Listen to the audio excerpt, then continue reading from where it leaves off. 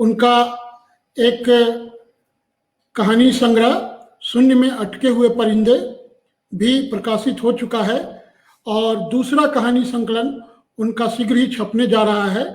वो आज हमारे साथ इस लाइव में मौजूद हैं। मैं उनका बहुत स्वागत करता हूं और रूपलाल बेदिया जी, आपका बहुत बहुत स्वागत है। और मैं इस लाइव में जो दर्शक सम्मिलित हैं सबका स्वागत है, जोहार है। जोहार रूपलाल जी। जी बहुत बहुत जोहार मेरी तरफ से भी, और लाइव जुड़े हुए सभी श्रोताओं को भी, दर्शकों को भी मैं स्वागत करता हूं। बहुत बहुत विनम्रता पूर्वक जोहार करता हूं। रूपलाल जी, जैसा कि आप जानते हैं, हम लोगों ने ये आदिवासी साहित्य लाइव श्रृंखला शुरू किया है, जो हमारे आदिवासी साहित्यकार हैं देश भर के जो कहानियां लिख रहे हैं, कविताएं लिख रहे हैं, उसी सीरीज के तहत आप भी आज इस लाइव में उपस्थित हुए हैं। तो सबसे पहले आप अपने परिवार और अपने बारे में, बचपन के बारे में, अपने माता पिता के बारे में दर्शकों को बताइए। ऐसा है अश्विनी जी, मैं इस समय धनबाद में रहता हूं, लेकिन मैं रांची का ही रहने वाला हूं। आवाज आ रही है आपको? अश्विनी जी, आवाज आ रही है?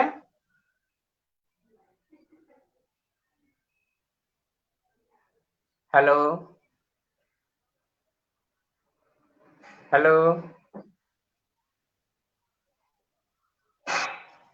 अश्विनी जी, आवाज आ रही है आपको? आवाज आ रही है, आप बोलिए, सुन रहे हैं लोग आपको। हाँ, तो मैं कह रहा था कि मैं वर्तमान में धनबाद में रहता हूँ, लेकिन मैं रांची का ही रहने वाला हूँ। जी। रांची जिले का एक प्रखंड और मांझी प्रखंड है, और मांझी प्रखंड के अंतर्गत टुंडाहोली पंचायत है। उस पंचायत के अंतर्गत एक गांव है केरम, एकदम पहाड़ के किनारे। मैं उसी गांव का रहने वाला हूं, और ये इधर नौकरी के सिलसिले में करीब 29-30 सालों से धनबाद में ही मैं हूँ। जी, तो आप 30 साल। जी बोलिए। हाँ बोलिए, कंटिन्यू कीजिए। हाँ, ये मेरे माता पिता जो हैं अभी अब इस दुनिया में नहीं रहे। तो मेरे पिता जो है, उनका नाम लंगरा बेदिया था, और मेरी माँ का नाम पियासो देवी जी। ये दोनों अब नहीं है। एक हमारा किसान परिवार रहा है, और आदिवासी परिवार, जो बेदिया, वो मेरे नाम के साथ भी बेदिया टाइटल नहीं है। बेदिया अपनी जाति का ही नाम है, टाइटल नहीं है। बहुत लोग टाइटल समझ लेते हैं, हालांकि इधर के जो आदिवासी लोग हैं वो जानते हैं। तो वही एक किसान परिवार में मैंने जन्म लिया था 1964 में, 2 अप्रैल 1964 को। और उसके बाद कुछ शुरुआती शिक्षा गांव में ही हुई। उसके बाद मैट्रिक की परीक्षा मैंने 1982 में हजारीबाग जिले के, जो अब रामगढ़ जिले में आ गया है, फयाल हाई स्कूल से किया था। उसके बाद की कॉलेज की पढ़ाई लिखाई रांची से ही गश्नर कॉलेज से हुई थी जी। और गश्नर कॉलेज से पढ़ाई पूरी होने के बाद में 1989 से मैं रेल सेवा में हूँ, और अभी तक हूँ यहाँ। जी। अब रूपलाल, जरा अपने बेदिया समुदाय के बारे में बताइए। बहुत सारे लोग बेदिया आदिवासी समुदाय को नहीं जानते हैं। तो कई लोगों ने इस लाइव को शुरू करने से पहले मुझे कहा कि आप उनसे जरूर कहिएगा कि बेदिया समुदाय कौन है और किस तरह के हैं। तो थोड़ा अपने बेदिया आदिवासी समुदाय के बारे में परिचय दीजिए। जी बिल्कुल, मुझे ऐसा लग रहा था कि ये प्रश्न आएगा मेरे सामने। तो ऐसा है कि बेदिया जनजाति जो है वो बहुत अल्पसंख्यक जनजाति है, और अभी जो वर्तमान में जो है, ये बेदिया आदिवासी जो है, ज्यादातर लोग रामगढ़ जिले के बड़का कन्ना, पतरातू वगैरह का जो क्षेत्र इलाका है, उसमें बसते हैं, और हजारीबाग के बड़का गांव के आसपास कुछ बसते हैं।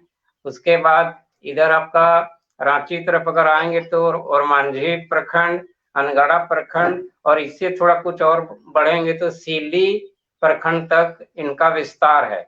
बाकी दूसरे प्रदेशों में अभी तक जो जानकारी मिली है, पैसा नहीं है दूसरे प्रदेशों में है या नहीं। दूसरे प्रदेशों में है, एक जाति मिलती है, कुछ लोग उनको बेड़िया बोलते हैं, कुछ लोग बेरिया बोलते हैं, कुछ लोग बेडिया बोलते हैं, कुछ लोग बेदिया बोलते हैं। तो उससे संबंध जोड़ने की कोशिश कुछ लोग करते हैं, लेकिन अभी तक की जानकारी के अनुसार इसकी पुष्टि नहीं हुई है कि वो बेदिया और ये बेदिया और वो बेड़िया एक ही है या नहीं। क्योंकि उन लोगों की संस्कृति, भाषा तो छोड़ दीजिए, लेकिन संस्कृति जो है या जो भी रीति रिवाज है, थोड़ा भी हम लोगों से बिल्कुल मिलता नहीं है, इसलिए उसकी पुष्टि अभी नहीं हो पाई है। हेलो। हाँ, मैं सुन रहा हूँ, बोलिए। हेलो, आवाज आ रही है? हाँ हाँ, आवाज आ रही है, बोलिए। हाँ, तो अब ये बेदिया जाति जो है वो ऐसा है कि अभी तक जो जानकारी मिल पाई है उसके अनुसार बेदिया जाति का इतिहास बहुत पुराना नहीं है जी। बहुत पुराना इस मायने में नहीं है कि जैसा कि सभी आदिवासियों के साथ है कि जितनी चीजें हैं आदिवासियों के साथ, चाहे उसकी भाषा हो, संस्कृति हो, रीति रिवाज हो, परंपरा हो, सभी तो ये मौखिक रूप से विरासत में मिली हुई चीजें हैं।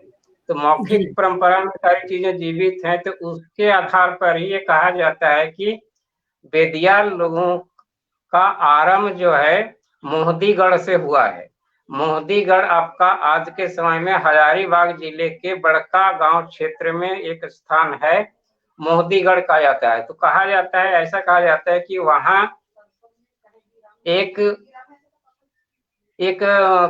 कबीलाई सरदार था जिसका नाम संपत्ति या संपत दोनों बोलते हैं लोग। तो संपत्ति या संपत उस कबीलाई सरदार का नाम था।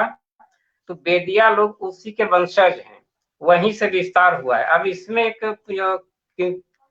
किंवदंती कह लीजिए कि कहा जाता है कि उस समय जो है रामगढ़ का एक राजा हुआ करता था, उस राजा का नाम अभी मुझे याद नहीं आ रहा है। तो वो उस राजा के राज क्षेत्र में ही कबीलाई जो मोहदीगढ़ जो है रामगढ़ राजा के राज क्षेत्र में ही पड़ता था। लेकिन वो कबीलाई सरदार जो है वो उसने एक तरह से अपनी सत्ता आसपास के क्षेत्रों में बना ली थी। कुछ गांव, 4-5 गांव लोग बोलते हैं, 4-5 गांव के इलाके के क्षेत्र में उसका अपना शासन चलता था। अपने तरीके से लोग वहां रहते थे और रामगढ़ राजा के आदेशों का उल्लंघन किया जाता था, वो लोग पालन नहीं करते थे।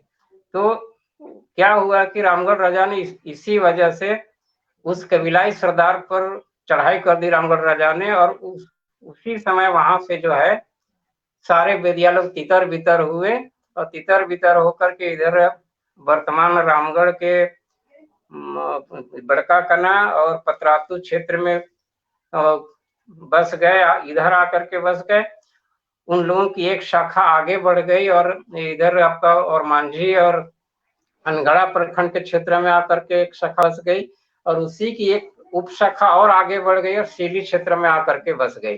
तो अब ये एक बात ये भी कही जाती है, ये सब मौखिक परंपरा में है, एक बात ये भी कही जाती है कि वहां जो सीली क्षेत्र में जो जा करके जो बेदिया लोग बसे, उन लोगों ने वहां का जो सीली का जो राजा था उस समय, वो उस राजा की मित्रता थी रामगढ़ वाले राजा के साथ।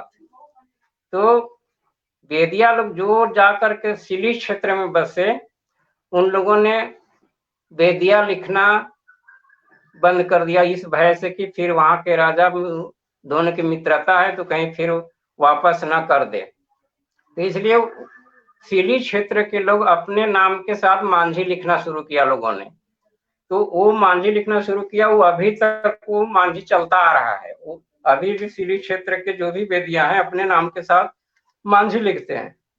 और इधर जो है आपका हजारीबाग या रामगढ़ क्षेत्र में जो बेदिया है वो आदमी अपने साथ बेदिया लिखते हैं। ये अलग बात है कि कहीं कहीं लोग अपने नाम के साथ महतो लिखते हुए पाए जाते हैं, लेकिन अब ये पहले देखी जाती थी ये बात कि महतो लिखते थे साथ में, लेकिन अब शायद ऐसा नहीं है। अब सभी लोग या तो महतो लिखते हैं या फिर श्री क्षेत्र के हैं तो आपका मांझी लिखते हैं अपने अपने के साथ, अपने नाम के साथ। जी जी, बहुत बढ़िया जानकारी दी आपने कि बेदिया जो आदिवासी समुदाय है वो पुराने रांची जिला खास करके उस इलाके में है, रांची, रामगढ़, हजारीबाग तक इनकी बसाहट है। और इधर सिल्ली और इधर के कई तरह के जो बेदिया लोग हैं वो महतो भी लिखते हैं, और कई भारत के दूसरे हिस्सों में जहाँ पर है वो सब अलग अलग नाम से जाने जा रहे हैं। इस संबंध में थोड़ा सा और जोड़ना चाहता हूँ। ये जो है ये सारी जो घटनाएं जो कही जाती हैं कि जो मोदीगढ़ से लोग वहां तितर बितर होने के बाद लोग वहां से इधर उधर होकर के जा करके दूसरी जगहों पर बसे, तो लेकिन ये घटना तो रामगढ़ के राजा के द्वारा जो मोतीगढ़ के कबीलाई सरदार जिसको तथाकथित बेदिया कहा जाता है उस पर हमला किया गया, आक्रमण किया गया, जिसके कारण ये सब हुआ। तो ये देखा जाता है कि ये इसका इतिहास मात्र 400-500 साल पहले का है, बहुत पुराना नहीं है। तो इसलिए अभी ये प्रश्न उठता है कि बेदिया केवल 400-500 साल से ही उसकी शुरुआत है, ऐसा कैसे हो सकता है? तो इस पर अभी जो है शोध चल रहा है, आगे क्या होगा वो देखा जाता है। लेकिन एक चीज और कही जाती है, और जो आपके यहाँ जो कुछ लोगों ने पूछा होगा सवाल कि अपने इतिहास के बारे में जानने के लिए, तो उन लोगों का बहुत ज्यादा शायद मुझे लगता है कि यही जानना होगा कि 500 साल की अगर बात है तो उसके आगे का क्या है। उसमें अभी तक जो मुझे जानकारी मिली है थोड़ी बहुत, उसमें से क्या कहा जाता है कि एक किंवदंती और है। ऐसा कहा जाता है कि बहुत पहले जो हमारे पुरखा थे वो लोग बताते थे, बहुत पहले एक युवक और एक युवती किसी कारण से किसी समाज से वो लोग किसी सामाजिक मर्यादा को भंग करने के कारण अपने समाज से उन लोगों को निकाल दिया गया था, और वे लोग उस समाज के लोग उन लोगों की जान के पीछे पड़ गए। इसलिए उन लोगों को वहां से भागना पड़ा, और उस समय तो निश्चित ही है कि जंगल ही जंगल पूरा इलाका रहा होगा। तो वो लोग भागते भागते जंगल से भागते काफी दूर निकल गए, और काफी दूर निकलने के बाद किसी ऐसी जगह, किसी पहाड़ी गांव में ही ऐसे गांव में पहुंचे जहां एक घर में शादी हो रही थी, ऐसा कहा जाता है। तो शादी हो रही थी, तो यह युवक और यह युवती ये दोनों उसी घर में जाकर के घुस गए और विनती की कि हम लोगों को बचा लीजिए, हमारे लोग पीछे पड़े हुए हैं, हमें मार डालेंगे। उसके बाद उन लोगों ने शरण दी, उस घर वालों ने शरण दी जिसके यहाँ शादी हो रही थी। बाकी लोग पीछा करते हुए पहुंचे थे, पूछने पर इन लोगों को बताया गया कि इधर कोई नहीं आया है। अभी कहा जाता है कि जिस घर में शादी हो रही थी और जिसने शरण दी वो मुंडा परिवार था, वो मुंडा परिवार था। तो ये ऐसा कहा जाता है, तो इसीलिए बहुत दिनों तक वो दोनों जो है मुंडा परिवार के घर में ही रहे, उन्हीं के खेतों में काम करते हुए काफी समय बीत गया। उसके बाद चूंकि आप जानते हैं या जो भी आदिवासी परंपरा में रहे सभी लोग जानते हैं कि पहले जमीन जायदाद दुनिया भर की थी, ऐसे ही लोग उसमें जोत तोड़ नहीं पाते थे, आदमी कम थे, जमीन ज्यादा थी, तो बहुत कुछ कर नहीं पाते थे, बहुत पड़ती रह जाती थी जमीन। तो इसी तरह में उस मुंडा परिवार ने कहा कि अब ऐसा करे, बहुत सारे खेत ऐसे ही पड़ती रह जाते हैं, तो ऐसा करो कि तुम कुछ टाड़ तुम ले लो, कुछ खेत ले लो, और तुम अपना घर बना लो, अपना घर बना करके इतना खेत का तुम अपना उपजा करो, अपनी खेती करो और अपने खाओ और बस। तो इस तरह से वहां से फिर एक अलग वंश की शुरुआत वहां से होती है, और वो उसी वंश परंपरा में आगे जाकर के मोहदीगढ़ की बात आती है, ये कहा जाता है। अब इसमें एक बात और है। अब इसमें क्या होता है कि एक हमारे पुरखों के बीच इस तरह की वाचिक परंपरा में ये बात चली आ रही है। अब दूसरी बात मैं बताता हूँ जो बहुत रुचिकर है, वो क्या है हमारे यहाँ जो झारखंड में जो संथाली जनजाति है, संथाली जनजाति जो है, उन लोगों के यहाँ कहा जाता है कि उन संथालियों की 12 शाखाएं हैं। तो 12 शाखाओं में से 11 शाखाओं की जानकारी उन्हें है। 12वीं शाखा जो है उसकी ठीक ठीक जानकारी अभी तक नहीं हो पाई है, उसकी खोज संथाली लोग कर रहे हैं। लेकिन उन लोगों का मानना है संथालियों का कि हो ना हो ये 12वीं शाखा बेदिया ही है, ऐसा उन लोगों का मानना है। कई लोगों से संथाली लोगों से मेरी मुलाकात हुई है, तो कई लोगों ने ये बात कही भी है कि ऐसा है करके। और ऐसा कहने के पीछे जब मैंने उन लोगों से पूछा तो उन लोगों का तर्क है कि ये आप देखेंगे जो संथाली होंगे या संथाल समाज को तो जानते होंगे, उन लोगों को पता होगा कि संथालियों में आज भी ऐसा होता है कि किसी सामाजिक मर्यादा को भंग करने के कारण अगर समाज से जिनको निष्कासित कर दिया जाता है, खासकर लड़का लड़की के मामले में, उनको आज भी बेदिया कहा जाता है। वहां बेदिया या बेदाया कुछ इस तरह से कहा जाता है। तो इस शब्द के एक रूपता के कारण ये माना जाता है कि वो बेदिया जो है, जो बेदिया है संथालियों की 12वीं शाखा है, ये माना जाता है। अभी ये संथाली लोग भी ऐसा मानते हैं और कुछ बेदिया लोग भी ऐसा मानते हैं। लेकिन अभी तक ऐसा नहीं हुआ है कि कुछ बेदिया लोग जो बेदिया बुद्धिजीवी हों या संथाली बुद्धिजीवी हों, ये दोनों समाज के बुद्धिजीवी आपस में बैठ करके इस पर कोई चर्चा की हो, अभी तक ऐसा नहीं हुआ है जी। बहुत सुंदर बहुत बढ़िया जानकारी आपने दी। ये बहुत सारे लोगों को पता नहीं है। और जो अभी आपने जो कई किंवदंतियां बताई, उसमें खास करके मुंडा और संथालों से जो कनेक्टिविटी जी की जी बात आपने की, ऐसा कई लोगों ने कहा है। और मुझे भी लगता है कि निश्चित तौर पे जो झारखंड इलाके में, जो हम झारखंड का मौखिक आदिवासी वाचिक जो पुरखा कथाएं हैं, उनसे ये पता चलता है कि सब लोग पहले एक ही क्लान थे, जी एक ही जी गोत्र बिल्कुल। थे, एक ही समूह थे, जो कालांतर में अलग अलग कारणों से अलग अलग हाँ दिशाओं में जाके बसे। कुछ लोगों ने पूरी तरीके से खेती को अपनाया, कुछ लोग आधा खेती और आधा शिकार करे, और कुछ लोग शिकार पे ही निर्भर रह गए। और ये बिल्कुल तीनों बिल्कुल। सामाजिक चरण के लोग झारखंड में मौजूद हैं, है ना। जी जी। तो हाँ बहुत, हम अब आपके साहित्य पे आते हैं। तो आपने जी जी। बताया कि आपकी पहली कहानी परी कथा में छपी थी। वो कहानी कौन थी, कौन सी थी, और उस कहानी का विषय क्या था, थोड़ा उसके बारे में बताइए। अब देखिए, पहली कहानी परिकथा में 2007 में छपी थी। उसके थोड़ा और पीछे मैं जाना चाहूंगा। दरअसल ऐसा है कि जिस समय हाई स्कूल में पढ़ता था, ये आपका है 79-80 के आसपास की बात है, उसी समय में नागपुरी भाषा में जो सदरी भी कहते हैं हम लोग, उसमें मैं गीत लिखता था और गाता भी था, राग भी खुद ही बनाता था उस समय। तो उस समय वो जो गीत गाते और लिखते हुए जो है ये सिलसिला चलता रहा। जब कॉलेज में मैं गया तब भी ये चलता रहा था। और तो वो काफी उस समय काफी कुछ गाने लिखे गए। मुझे लगता है कि शायद 100-150 गाने लिखे होंगे मैंने। शायद सारे गाने अभी उपलब्ध नहीं है, लेकिन कुछ अभी भी कुछ हैं मेरे पास। तो उस समय कुछ गाने लिखे हुए थे, ये करता था। और बाकी चीजें जो है, पढ़ने की रुचि तो थी पहले से, कुछ रुचि थी, लेकिन बहुत एक तरीके का जो होता है किस तरह से पढ़ना चाहिए, क्या पढ़ना चाहिए, ऐसा कोई बताने वाला भी नहीं था, कोई मार्गदर्शन करने वाला नहीं था। जो कुछ मिल जाता था वैसा कुछ यूं ही पढ़ लेता था।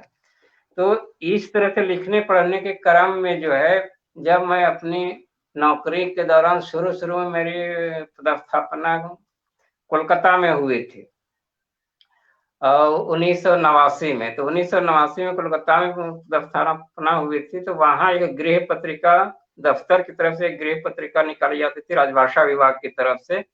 तो पहली बार उसमें मेरी एक कहानी छपी थी 1990 में। वो मेरी पहली कहानी है, लेकिन वो बहुत मैंने स्तरीय कहानी नहीं थी। उसमें शुरुआती दौर में था, तो जो मन में आया कुछ लिख दिया, वो छप भी गई।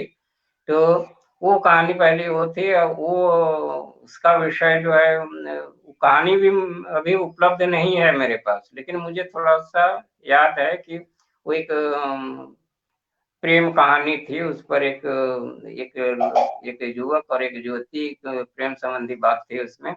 तो वो पहली कहानी थी। उसके बाद एक काफी फिर बीच का अंतराल रह गया। इस अंतराल में कुछ उस तरह का नहीं, मैंने पढ़ना तो हो रहा था, पत्रिकाएं वगैरह मैं पढ़ते रहता था, लिखना भी कुछ होता था, लेकिन स्वांत सुखाय था। खुद से लिख करके खुद से पढ़ना और आनंदित होना, कुछ इस तरह की बात थी।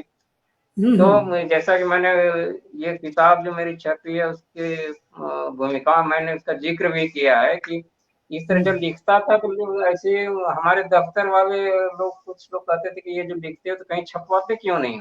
मैं जैसा कि मैंने किताब में लिखा ही है कि वैसे ही कहा कि क्या कहीं भेज दूंगा, हो सकता है लोग हंसेंगे सोच करके क्या लिख के किसने भेज दिया है।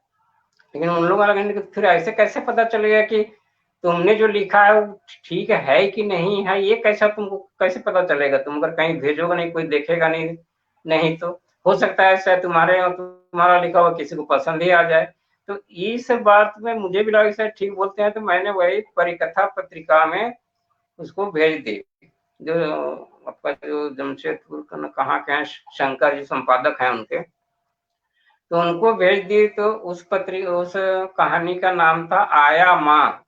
आया माँ मतलब वो है, आया जो है एक तरह से जो नौकरानी जो होती है उससे समझ। आया मतलब क्रिया नहीं है, आया वो संज्ञा है, जो एक नौकरानी की तरह जो एक बड़े घराने में काम करती है, बच्चे को देखभाल करती है, तो वह है आया। तो आया माँ उसमें ये कहा गया है कि वो आया, वो जिस परिवार में वो काम करती थी वो आया बन करके, उसमें पति पत्नी और एक बच्चा रहता है, और ये चौथा सदस्य जो है वही आया। ये पति पत्नी दोनों नौकरी करते हैं और बड़ी बड़ी कंपनियों में नौकरी करते हैं, ऐसी कंपनियों में जहां उनको केवल काम और केवल पैसा से मतलब है। घर में एक दूसरे को समय दे पाना उनके लिए संभव नहीं है, या फिर बच्चे को समय दे पाना उनके लिए संभव नहीं है। वो ड्यूटी जाते हैं तो 10 घंटा 12 घंटा के बाद लौटते हैं घर में। कोई कब लौटता है, कब बजाता है, सवेरे कौन पहले चला जाता है ड्यूटी, कब लौटता है, मतलब एक तरह से बिखरी हुई जिंदगी है। तो उसमें बच्चे की क्या स्थिति होती है, वो बच्चा पलता कैसे है, उस पर वो कहानी लिखी गई है। तो उसका सार यही है कि उस बच्चे की परवरिश एक तरह से पूरी तरह आया के द्वारा की जाती है, और इसीलिए वो एक आया ना होकर के एक तरफ बच्चे के लिए वो माँ साबित होती है वो आया, इसीलिए उसका शीर्षक रखा गया है आया माँ जी। आपने आपकी एक कहानी थी जिसमें वो हरियाणा पंजाब में जो लड़कियों को फर्टिलिटी के लिए ले जाते हैं उस पे थी। जी जी तो वो कहानी का जी जी। शीर्षक क्या था और उस कहानी के बारे में थोड़ा दर्शकों को बताइए। तो वो कहानी किसी पत्रिका में वो नहीं छपी थी कहानी। वो पत्रिका वंदना जी द्वारा संपादित एक कथा संकलन छपा गया था, उसमें वो कहानी संकलित थी। और उस कहानी को, हालांकि ये जो अगला कहानी संग्रह मेरा आने वाला उसमें शामिल रहेगी वो कहानी, तो उसका नाम था अमावस की रात में भगजोगनी। हाँ हाँ हाँ, ठीक ठीक अमावस की ठीक। रात में भगजोगनी। भगजोगनी। हाँ, तो ये था जी।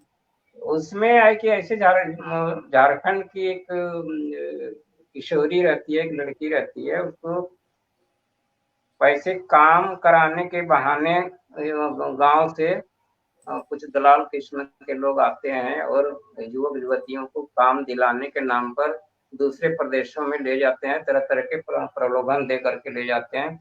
इस नायिका के साथ भी होता है क्या कि ऐसे ही कुछ दलाल आते हैं और इसको भी ले जाने के लिए गांव बहलाते फुसलाते हैं। तो गांव के कई लड़के के लड़कियां चले भी जाते हैं, लेकिन लड़की का पिता जाने देने के लिए तैयार नहीं होता है।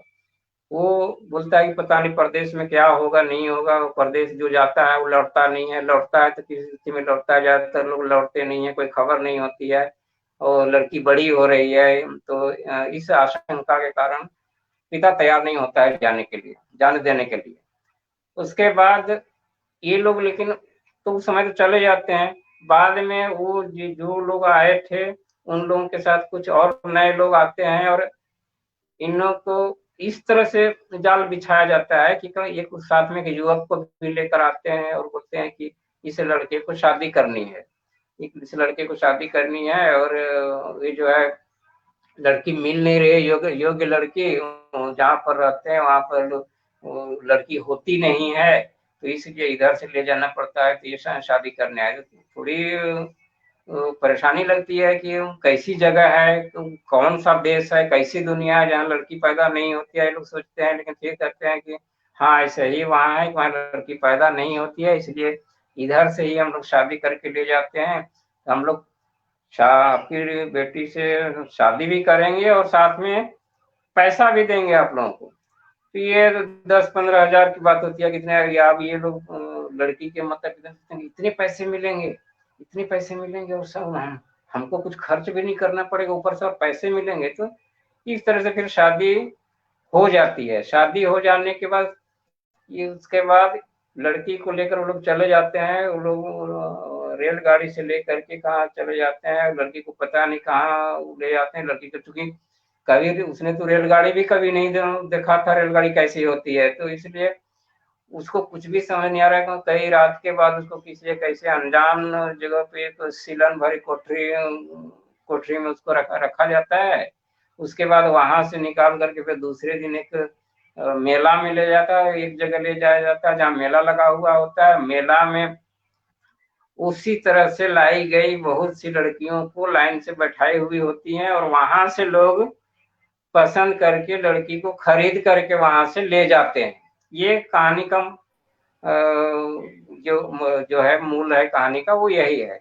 बाद में जो है जब उसको खरीद कर ले जाया जाता है, बाद में चलता है कि इसको बेच दिया गया यहाँ बाजार को ले आ करके। उसके बाद वहां से जहाँ ले जाया जाता है उसके साथ और त्रासदी क्या होती है कि जो खरीद कर ले जाता है वो लोग 5 भाई होते हैं, वो पांचों भाई बोलते हैं, पांचों के पांचों बोलते हैं कि हम तुम्हारे पति हैं, और पांचों जी, तो पांचों भाई बोलते हैं कि हम तुम्हारे पति है। शुरू दिन में तो एक आता है, दूसरे दिन कोई दूसरा आता है, तीसरे दिन कोई तीसरा आता है, और इस तरह से उसकी जिंदगी शुरू होती है। माने बयान करना मुश्किल है कि उस रास्ते कैसे, लेकिन वहां से भागने का या कहीं जाने उसको पता ही नहीं कि मैं कहाँ हूँ, किस दुनिया में हूँ, और यहाँ से कहाँ जाना है, कैसे मैं आई या कैसे जाया जा सकता है, उसको कुछ भी पता नहीं है।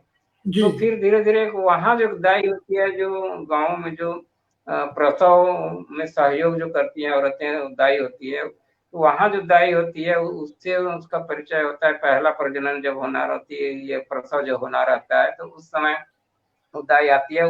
उस समय उसको फिर जो है ये बच्ची पैदा होती है, तो उसको इसको देखने नहीं दिया जाता है, और दाई आकर के कोई सांकेतिक भाषा में वहां पर ये रहता है, संकेत में ये बोला जाता है कि ये हुआ है, तो वो लोग फिर जा करके इसको देखने नहीं दिया जाता है और उसकी बच्ची को मार दिया जाता है। तो यही इसी तरह का होता है, ये 2-3 बार इस तरह का हो चुका होता है। उसके बाद तीसरी बार या चौथी बार में वो किसी तरह भाग करके कहीं नजदीक स्थानीय डॉक्टर के पास जाती है और उससे विनती करती है कि मुझे चेक करिए कि मेरे पेट में जो है वो बच्चा है या बच्ची है।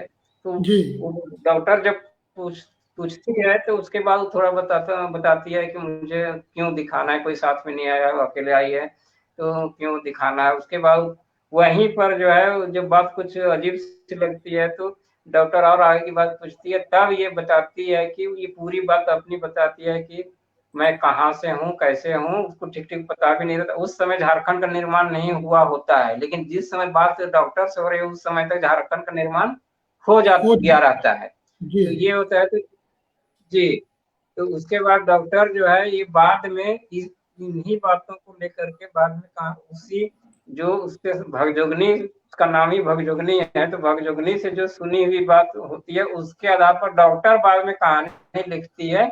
वही कहानी है अमावस की रात में भगजोगनी। जी, बहुत बढ़िया से आपने डिस्क्राइब किया इस कहानी को, और इसका शीर्षक भी बहुत ही उचित है, अमावस की रात में भगजोगनी। बहुत शानदार कहानी है। जो आदिवासी लड़कियों की ट्रैफिकिंग है, कई कारणों से हाँ बड़ी संख्या में झारखंड से आदिवासी लड़कियों की ह्यूमन ट्रैफिकिंग हो रही है। उस पर जी बहुत जी ही मार्मिक और बहुत सशक्त कहानी है आपकी ये। इसमें आपने जो आदिवासी समाज और गैर आदिवासी समाज की वो जो डॉक्टर है, इसके अलावा जो लोग जी उसको ले जाते हैं, वो दोनों हाँ मतलब ब्लैक एंड व्हाइट जो पक्ष है, उन दोनों को आपने बहुत ही बढ़िया ढंग से रखा है इसमें।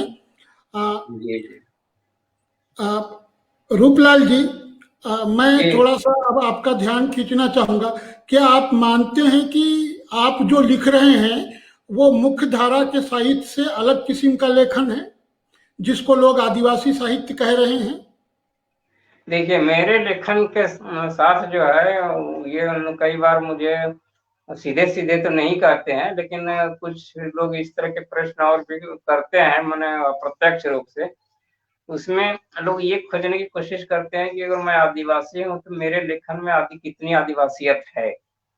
कुछ लोग ऐसे भी होते हैं जो ये मानकर चलते हैं कि आदिवासी लेखक है तो इसका पूरा का पूरा लेखन आदिवासी विषयों पर ही केंद्रित होगा। बात ऐसी है कि असल में मेरा लेखन ऐसा नहीं है। मेरा लेखन जो है एक तरह से मिला जुला कर सकते हैं। मिला जुला इस मायने में कि जो जितनी कहानियां हैं उसमें से कुछ कहानियां मेरी विशुद्ध रूप से आदिवासी समस्याओं पर केंद्रित है, आदिवासियों की जीवन शैली पर आधारित है, उनके दुख सुख पर है, उनकी मुसीबतों पर है, उनकी समस्याओं पर है। लेकिन जैसे अब आप जो है ये अब पहला जो संग्रह मेरा है उसमें एक आपका है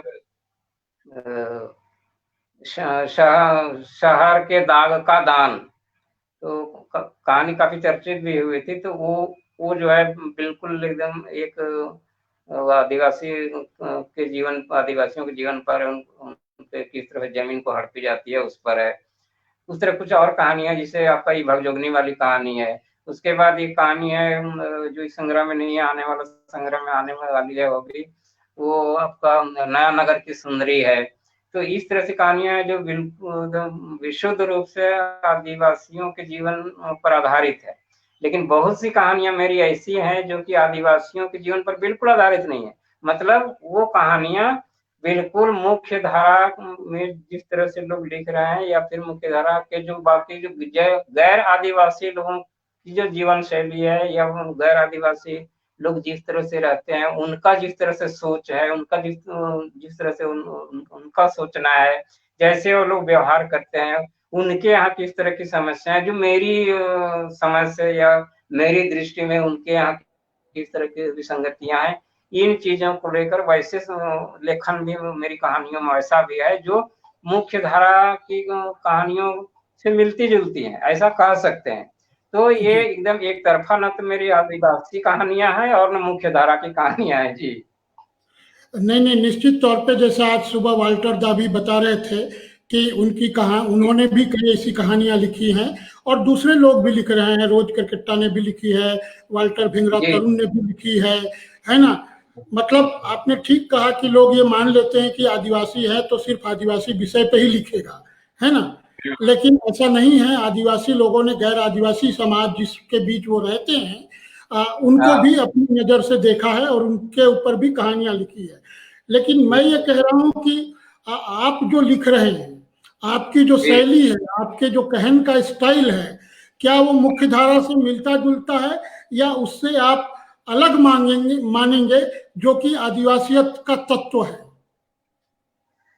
नहीं वही फिर मैं कहूंगा कि जो अगर इसका विषय जो है गैर आदिवासियों से संबंधित विषय पर अगर कहानियां हैं तो मैं जब लिखता हूँ तो उसका लेखन उस तरह का होता है, उसकी भाषा और शैली कुछ उस तरह की होती है। जी और जो है आदिवासी विषयों पर जब मैं लिखता हूँ तो उसकी भाषा और उसकी शैली थोड़ी बदल जाती है, क्योंकि हमारा समाज जिस तरह का है हमको उसी तरह की भाषा और उसी तरह की शैली में लिखना ज्यादा जो समीचीन लगता है, जो ज्यादा उचित लगता है क्या उस तरह का। लेकिन एक चीज इसके बावजूद एक चीज है कि मैं कोई ऐसी कहानियां नहीं लिखता, या कह सकते हैं कि मेरी एक कमजोरी है कि मैं नहीं लिख पाता कि जैसे मुख्य धारा में जो लेखन होता है, मुख्य धारा के जो लेखक हैं या लेखिका हैं जो लिखते हैं, इसमें जी कई ऐसे लेखक लेखिकाओं को मैंने पढ़ा है, उनकी रचनाओं को पढ़ा है, तो ऐसा लगता है कि पूरी रचना पढ़ जाइए आपके माथे कुछ नहीं घुसेगा।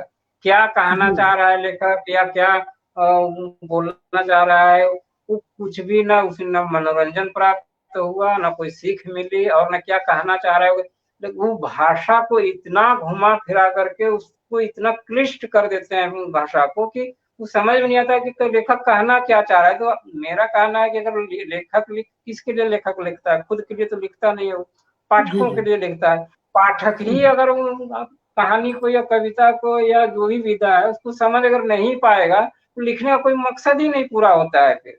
तो जी मेरी उस तरह का मेरा लेखन नहीं होता है। मुझे लगता है कि इसीलिए कई आलोचकों ने, कुछ लोगों ने फोन पर से बात हुई थी, कई लोगों ने मुझे कहा है मुझसे कि आपकी कहानियां जो हैं जो होती हैं याद रह जाती हैं। मैंने एक बार पढ़ने के बाद वो समय तक याद रह जाती है, क्योंकि हमारी कहानी में कोशिश मैं करता हूँ कि अब तो पाठक ही बेहतर बताएंगे। मेरी कहानी में होता है कि उसमें भाषा या शैली जो मुझे आती है, उसके अलावा एक कथानक भी स्पष्ट होता है, जो साफ साफ पता चलता है कि वो कहानी कहाँ से शुरू होकर कहाँ जा रही है।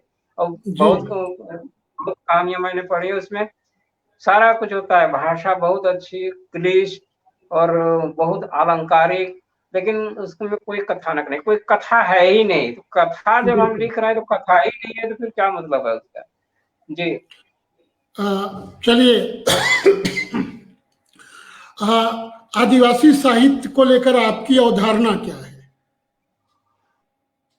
आप क्या सोचते हैं कि आदिवासी साहित्य इस देश में जो आदिवासी साहित्य पर इन दिनों चर्चा है और जो अलग अलग लोग आदिवासी साहित्य पर बात कर रहे हैं, तो जो अवधारणाएं पेश की जा रही हैं उस पर आपका क्या नजरिया है? कि देखिए ऐसा है कि आदिवासियों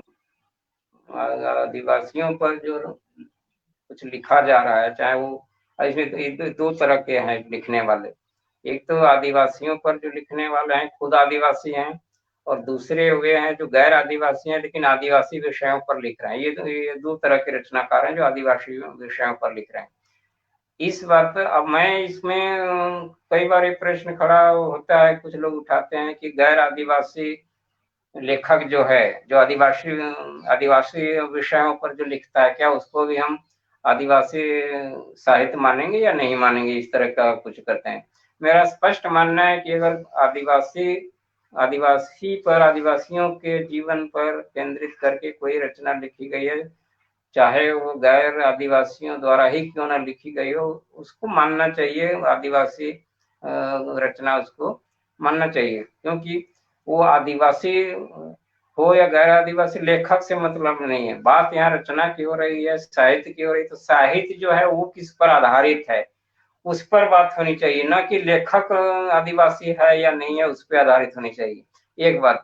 दूसरी बात है कि इस तरह के जो मैंने बताया कि दो तरह का साथ साथ लेखन हो रहा है, गैर आदिवासी भी लिख रहे हैं आदिवासी विषयों पर और आदिवासी भी लिख रहे हैं। तो एक इन दोनों के बीच के लेखन में एक स्पष्ट फर्क ये है कि गैर आदिवासी जो लेखन है वो ज्यादातर क्या होता है कि सुनी सुनाई बातों पर होता है, या कुछ साक्षात्कार वगैरह के आधार पर होता है, या फिर कुछ दिन कुछ क्षेत्रों में रह करके लोग देखते हैं, सुनते हैं, दूसरे से बातचीत करते हैं, उस पर फिर अपनी कल्पना को साकार करके उसमें जोड़ जोड़ करके कहानियां लिखते हैं। तो वो कहानियां एक अलग किस्म की बन जाती है। आदिवासी जो लेखक होता है या लेखिका होती है, वो चूंकि आदिवासियों के साथ जो जिल्लत है या जो उनके साथ परेशानी है, जो कष्ट है, तो दुख है, सुख है, उसको उसने भोगा हुआ होता है। इसलिए वो जो है ये करीब से देखा ही नहीं हुआ होता है, भोगा हुआ होता है। इसलिए उसके लेखन में जो दर्द छलकता है वो गैर आदिवासियों के लेखन में दर्द नहीं छलक सकता है। उसकी उसकी सोच वहीं पर अलग हो जाती है, क्योंकि जिस जिस तरह से एक आदिवासी लेखक सोच सकता है, महसूस कर सकता है, गैर आदिवासी लेखक उस तरह से उसको सोच और महसूस नहीं कर, कुछ हद तक सोच सकता है, महसूस तो बिल्कुल नहीं कर सकता है। इसलिए ये दोनों में बुनियादी फर्क होता है। जी, आपने बहुत सही कहा कि आप जो मान्यता कह रहे हैं कि आदिवासियों पर जो लिखा हुआ साहित्य है उसको आदिवासी साहित्य मानना चाहिए, चाहे लिखने वाला कोई हो। पहली बात तो आपने जी ये कही। दूसरी बात आपने ये, फिर लेकिन इसी को एक तरीके से आपने अस्वीकार भी कर दिया, कहा कि जो भोगा हुआ यथार्थ है और जो महसूस मैंने सुना हुआ या पढ़ा हुआ या रिसर्च किया हुआ यथार्थ है, उस पर वो भोगे हुए यथार्थ के जैसा नहीं हो सकता है। नहीं तो होता। जी मुझे लगता है कि आप कह रहे हैं कि आदिवासी साहित्य एक तरीके से वही होगा जो भोगा हुआ यथार्थ होगा, जो जीवनानुभव से निकलेगा और जो अपने समुदाय और व्यक्ति के अनुभव से आएगा। तो इस अर्थ में एक तरीके से आप ये मान रहे हैं कि आदिवासी साहित्य वही है जो भोगे हुए आदिवासियों द्वारा लिखा जाता है। चलिए, मैं एक दूसरा क्वेश्चन आपसे, दूसरी बात जानना चाहता हूं कि अभी जी आपके बेतिया समाज में आ, आपकी तरह और लोग भी कविता कहानी के क्षेत्र में सक्रिय हैं? देखिए, ये विडंबना है, जी ये विडंबना है। मुझे अभी भी मुझे खुद ही कभी कभी लगता है कि मैं कैसे इस क्षेत्र में थोड़ा थोड़ा आ गया। मुझे जी खुद ही पता नहीं है कि मैं कैसे कैसे आ गया थोड़ा। जी अभी तक मेरी जानकारी में कोई भी बेदिया नहीं है जो लिखता पढ़ता हो, खासकर जी साहित्य के क्षेत्र में। जी एक है हमारी, एक मैं बता दूं कि हमारा एक संगठन भी बना हुआ है, वो रजिस्टर्ड संगठन है झारखंड सरकार से, हम्म, बेदिया विकास परिषद। जी बेदिया विकास परिषद एक रजिस्टर्ड संस्था है। तो हम्म, उसके मार्फत एक पत्रिका निकाली जाती है, बेदिया लोग ही निकालते हैं। अब ये जानिए, रुचिकर है। अब जी ये जो है, ये पत्रिका साल में सिर्फ एक बार निकलती है जी पत्रिका। और उसमें कोशिश हम ही लोग प्रेरित करते हैं कि ज्यादा से ज्यादा बेदिया लोग लिखें उसमें। वो जो भी हम्म, लिखे, जैसे लिखे, जैसी भाषा हो, भाषा जो संपादक लोग हैं वो लोग कुछ सुधार लिया जाएगा जितना हो सकेगा, उन तो जैसे है वैसे ही ये कहें। तो उस पत्रिका का संपादन एक सुरेंद्र कुमार बेदिया करके हैं, वो जी वही संपादन करते हैं उसका। और हम्म, कुछ चीजों कभी कभी मेरे पास भी भेज देते हैं ईमेल के द्वारा, कि जरा खासकर कहानियों को भेज देते हैं मेरे पास कि जरा देख लीजिए आप छपने लायक है कि नहीं है।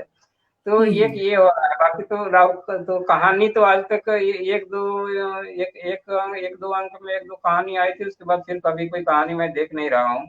उसके बाद हम्म, जो होता है कुछ विचारात्मक लेख हो लिखते हैं कुछ लोग, थोड़े मोड़े कविताएं कुछ लोग लिखते हैं, लेकिन उस स्तरीय नहीं होती है। लेकिन ठीक है कि चलो वो भी शुरू कर रहे हैं तो भी अच्छी बात है। तो लेकिन उल्लेखनीय नाम अभी तक कोई नहीं है। सुरेंद्र कुमार बेदिया और एक देवकी नंदन बेदिया, यही दोनों पत्रिका को संपादित करते हैं। तो हम्म, उनकी थोड़ी सी अभी भाषा बहुत अच्छी नहीं है, मतलब वो लोग कई हम्म, बार उससे बात हुई थी कि भाषा को कैसे सुधारा जाएगा थोड़ा सा। इसको तो अब वैसे अब व्याकरण थोड़े पढ़ाना जी आपको पढ़ाऊंगा व्याकरण। आप लोग तो ऐसे देखिए, और कुछ चीजें मेरे पास भेज दीजिए, जितना समय रहे, मेरे पास ज्यादा समय होता नहीं है, तो कुछ चीजें मेरे पास भेज दीजिए, मैं देख लूंगा। तो इसी तरह से पत्रिका साल भर में एक बार निकलती है। लेकिन वही कहूंगा कि उल्लेखनीय नाम अभी तक कोई नहीं, मैंने किसी बाहर की स्तरीय पत्रिका में कोई छपा नहीं है यही। जी इसका अर्थ क्या हम लोग ये समझे कि बेदिया समाज शैक्षणिक रूप से अभी काफी पीछे है? बिल्कुल समझना नहीं है, वैसा ही है। क्योंकि बेदिया में एक तरह से मैं कहूँ तो ये गलत नहीं होगा कि झारखंड की ही बात अगर ले, तो झारखंड में जितनी जनजातियां बसती हैं, जितने आदिवासी हैं, तो इन आदिवासियों में शिक्षा की शुरुआत जिस तरह से हुई, पहले हुई, और जिस स्तर से हुई, उसका जी विस्तार जिस तरह से हुआ, बेदिया लोगों हम्म, के बीच में शिक्षा की शुरुआत ही काफी बाद में हुई है। अच्छा अच्छा काफी बाद में, जी काफी बाद में हुई है। ये एक तरह से आप ऐसा कह सकते हैं कि मेरी पीढ़ी से थोड़ा ही कुछ आगे, मतलब शिक्षा की शुरुआत हुई है बेदिया में, जो मेरी जानकारी है। मतलब दूसरी जी पीढ़ी ज्यादा से ज्यादा मान सकते हैं हम लोगों की पीढ़ी को, कि हम्म, शिक्षा की शुरुआत हुई है। तो इस तरह से शिक्षा की बहुत अभी विस्तार बहुत ज्यादा नहीं हो पाया है शिक्षा का। ये अलग हम्म, बात है कि आप लोग समझ रहे हैं, अब बच्चों को भेज रहे हैं स्कूल। आजकल आपको मैट्रिक, इंटर, स्नातक कई मिल जाएंगे। लेकिन जी तो पढ़े लिखे अब कुछ हो गए हैं जो ये graduation, post graduation, doctor, engineer भी आजकल अब कुछ मिल जाएंगे, लेकिन लेखन के क्षेत्र में क्यों नहीं आ रहा है, ये मेरी समझ में भी आज तक बात नहीं आ पा रही है। मैंने जी। आज पढ़े लिखे कुछ हो गए हैं, डॉक्टर भी हम्म। कुछ मिल जाएंगे, कुछ इंजीनियर भी मिल जाएंगे, और ये इंजीनियर भी मतलब गैजेटेड रैंक पे मिल जाएंगे, लेकिन जो है लेखन के क्षेत्र में लोग नहीं आ पा रहे हैं। जी इसका इसका शायद ये भी अर्थ हो सकता है कि चूंकि मूल रूप से सारे आदिवासी समाज वाचिक परंपरा के रहे हैं, मौखिक रूप जी से अपनी बातें करते रहे हैं, तो कई समुदायों ने थोड़ा जल्दी पकड़ लिया लेखन को, और कई लोगों ने बाद में पकड़ा या धीरे धीरे पकड़ रहे हैं। यहाँ हमारे कुछ दर्शक हैं जो चाहते हैं कि आप अपनी बेदिया भाषा में कोई लोकगीत अगर आपको याद हो, एक आध मुखड़ा अगर आप सुना सकते हैं।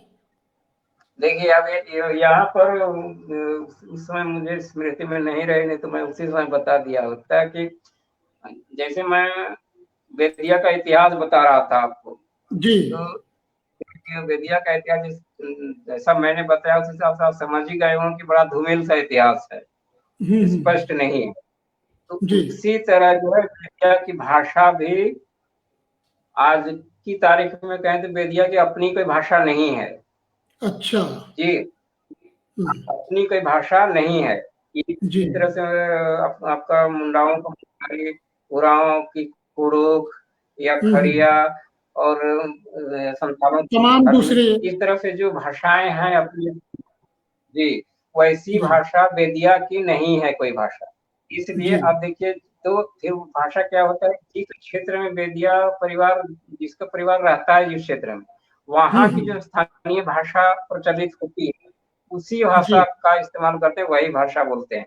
इसीलिए जी। इधर आपका जो है, आपका धनबाद से लेकर के आपका गिरिडीह, बोकारो, हजारीबाग, रामगढ़ वगैरह, ये पूरा जो इलाका है, इस क्षेत्र में जो भी बेदिया बसते हैं, वो सारे के सारे आपका घर की उनकी भाषा खोरठा है। लेकिन खोरठा है, लेकिन आप उधर अगर फिर चले जाएंगे, आप उधर रामगढ़ से आगे उधर चुटुपालू घाटी से पार हो जाएंगे रांची की तरफ, तो उधर जी। आप देखेंगे एकदम चुटुपालू के बाद जो आपका और मांझी वगैरह जो है, उधर आपका नागपुरी आ जाएगा, सदरी आ जाएगा, भाषा आ जाएगी उधर।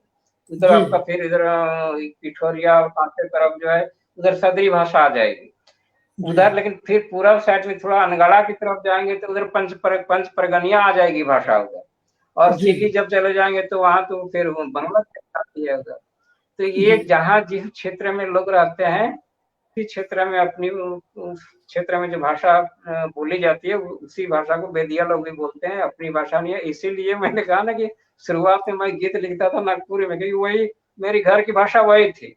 आज भी जी। वही है गाँव में। जी, जी। तो अगर आप कहेंगे तो नागपुरी में मैं सुना सकता हूँ कुछ हाँ कोई हाँ, पुरानी से नागपुरी में, पुरानी गीत जो नागपुरी कुछ। में नागपुरी में नागपुरी में सुनाइए, क्योंकि आपकी मातृभाषा तो तो अब वही देखिए हुई। वो जो है, जी जी जी, लेकिन अब देखिए कि इतने सालों का छोटा हुआ है, वो अभी अब किस तरह सुनाई देगा वो, मैं कोशिश करता हूँ। जी। दोस्तों, हम आपको फिर से बता दें, जो ये लोग लाइव देख रहे हैं, जो आप लोग लाइव देख रहे हैं, उनको हम बता दें कि हमारे साथ हैं केरम गांव और मांझी रांची के आदिवासी साहित्यकार, जो बेदिया आदिवासी समुदाय से आते हैं, रूपलाल बेदिया जी। और ये आपको जानकर बहुत अच्छा लगेगा कि वो पूरे बेदिया आदिवासी समुदाय से एकमात्र लेखक हैं जिन्होंने हिंदी में कहानी लेखन से अपनी पहचान अखिल भारतीय स्तर पर बनाई है। उनकी कई कहानियां देश के सभी हिंदी साहित्यिक पत्र पत्रिकाओं में छप चुकी है, और उनका एक कहानी संकलन शून्य में अटके परिंदे भी प्रकाशित हो चुका है, और दूसरा कहानी संकलन भी इस साल जल्दी आने वाला है। वो बेदिया आदिवासी समुदाय से हैं, और उन्होंने अभी अपने समुदाय का परिचय देते हुए बताया कि बेदिया समुदाय लोग जिस इलाके में हैं, वहीं की वो भाषा, वही भाषा बोलते, वही उनकी मातृभाषा है। रूपलाल जी का जन्म नागपुरी क्षेत्र में हुआ, और मांझी जो रांची से सटा हुआ इलाका है, तो इसलिए उनकी मातृभाषा नागपुरी है, और नागपुरी में अभी वो अपना एक गीत आप लोगों को सुना रहे हैं। बेदिया जी, स्वागत है। जी, तो ये गीत जो है वो, ये मैं बता दूं, ये 1987 का लिखा हुआ है ये गीत, मेरा खुद का लिखा हुआ। जी तो जी। अभी मैंने खोज के निकाला है थोड़ी देर पहले। तो ये जो है बहुत बहुत। इसको थोड़ा जी, तो थोड़ा जी सा मैं इसको सुनाइए। बता दूं कि मतलब ये कॉलेज छोड़ने के बाद मैं भैंस चराने गया था उधर, आपका जो है पहाड़ी की तरफ, हल्की हल्की बारिश हो रही थी। जी। तो जिस जगह मैं चरा रहा था भैंस, हम्म। भैंसे चरा रहा था, उस जगह का नाम है टुंगरी है, एक सेटरा नाम है उसका, सेटरा टुंगरी। जी। सेटरा टुंगरी है। तो मैं उसी में भैंसे चरा रहा था और हल्की हल्की बारिश हो रही थी, तो उसी समय ये ध्यान में ये बात आई थी और उसको घर आके बाद में लिख लिया उसको। तो उसी हम्म। उसी गीत को मैं एक सुनाता हूँ, तो बरसात पर आधारित है। जी। लेकिन ये छूटा हुआ है, देखिए करिएगा। यावलै सावन मास वाह। घट देखुआ से पार, अवलै सावन मास गोट देखुआ से पास, ई खेत बारी सबे लहराए गे साजन, हरियरे धरती रंगाए गे साजन, हरियरे धरती रंगाए। ई हरियर बोन दिसे पतरा हरियर दिसे, ई हरियर बोन दिसे पतरा हरियर दिसे, ई देखी देखी मन जलो भाए गे साजन, हरियर धरती रंगाए गे साजन, हरियर धरती रंगाए। ई गड़ा डोड़ा नदी नाला सगर भोर लक जला, ई गड़ा डोड़ा नदी नाला सगर भोर लक जला, ई झर झर झर न झराए गे साजन, हरियर धरती रंगाए गे साजन, हरियर धरती रंगाए। ई खेत रोपनी देखू पैते पाती लागल देखू, ई खेत रोपनी देखू पैते पाती लागल देखू, ई रोपी रोपी मधुर गीत गाए गे साजन, हरियर धरती रंगाए गे साजन, हरियर धरती रंगाए।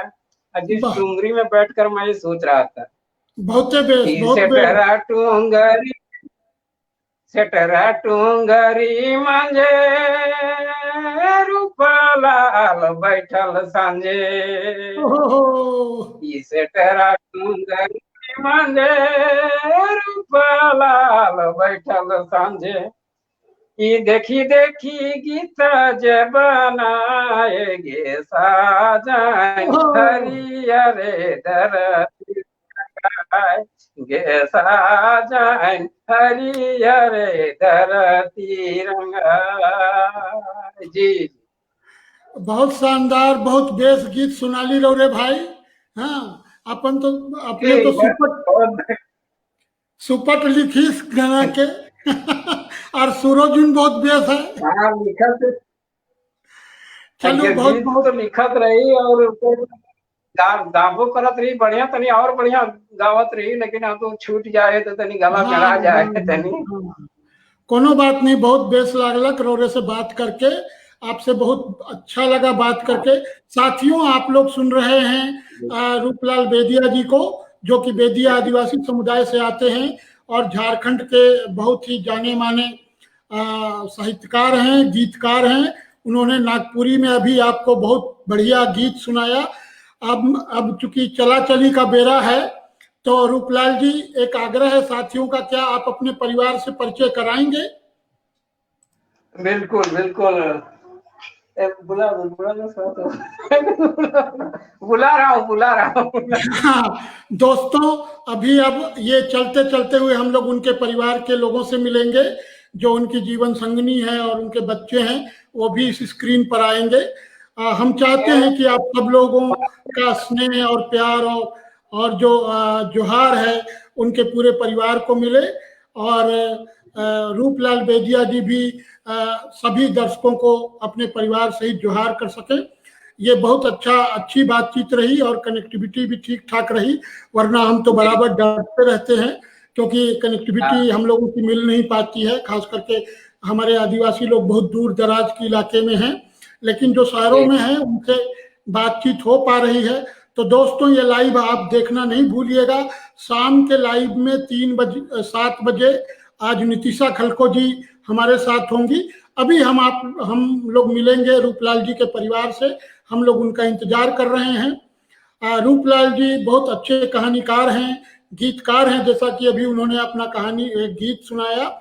तो हम सब लोग उनके परिवार के सुख समृद्धि की कामना करते हैं और उनके पूरे परिवार के दीर्घायु होने की कामना करते हैं, और उम्मीद करते हैं कि आने वाले समय में बेदिया समुदाय से और भी लोग लेखन में आएंगे। गीत तो लोग लिखते ही होंगे, गाते ही होंगे, भले लिख नहीं रहे हैं, है ना, लेकिन पत्रिका जो 1 साल में जो निकाली जाती है उसका उद्देश्य हम लोगों का वही है कि उस लेखन में लोग जी। तो इसलिए हम उम्मीद करते हैं कि आने वाले समय में लिखित दुनिया में भी बहुत सारे बेदिया समुदाय के लोग आएंगे। और लीजिए स्वागत कीजिए।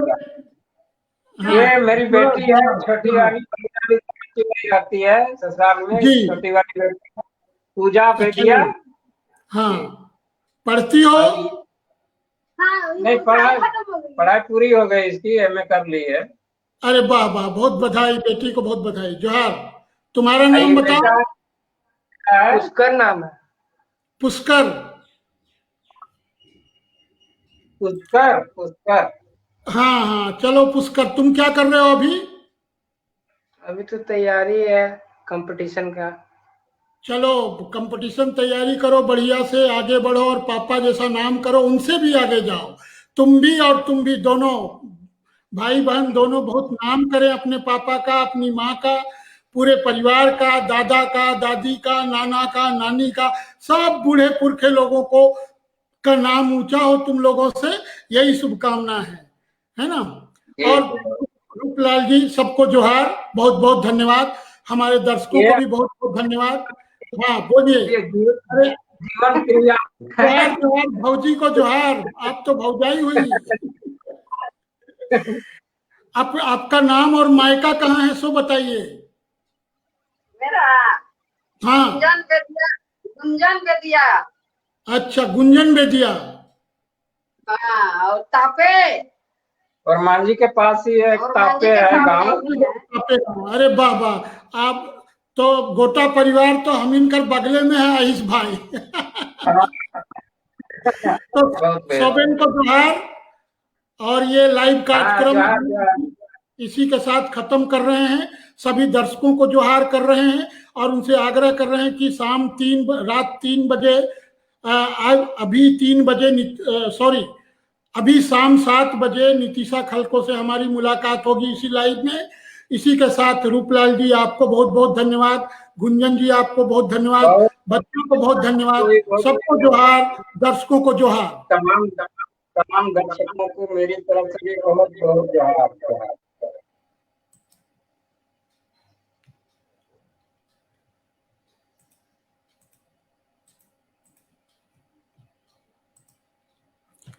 चलिए।